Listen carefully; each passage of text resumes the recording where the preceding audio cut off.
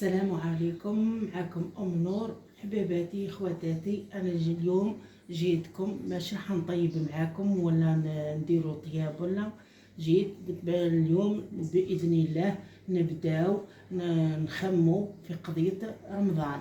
لا كتب لنا ربي رمضان على الابواب، اللهم يبلغناه بصحه وعافيه. واليوم انا جيتكم شو بديت.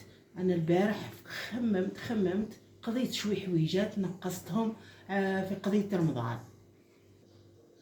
شوفوا معايا حبيباتي، انا واش شريت شكارة سميد 10 كيلو، راح نخبيها ندير بها الورق نتاع البوراك. شريت قل وحدة تاع 5 كيلو تاع فرينة مخليتها المعجنات، او العبد يبدل منا ويبدل منا. شريت سكر، شريت الروز تاع السلطه باش نديرو به المايونيز وبعدين نكملوا له الحوايج تاعو.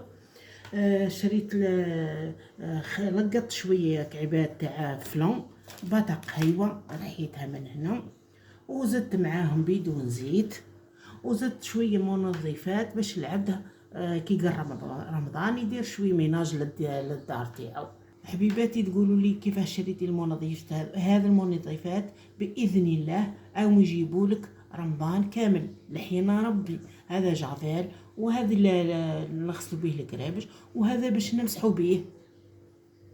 عن بالي حبيباتي او كل وحده جايه في مخها سؤال، تقول لك على ام نور جابت اللوبيا والعدس ما نستعملهمش في رمضان. لا حبيباتي، ماشي جبتهم من رمضان، جبتهم باذن الله لها السير ليا مذومه باش نقتصدوا في مصروف الماكله، ونعوضوه مره شويه لوبيا مره شويه عدس، ومره كل مره اني كي نعطيلكم حوايج هذوما نديرو في وصفه اقتصاديه وسهله وبسيطه وتكفي العائله كامله.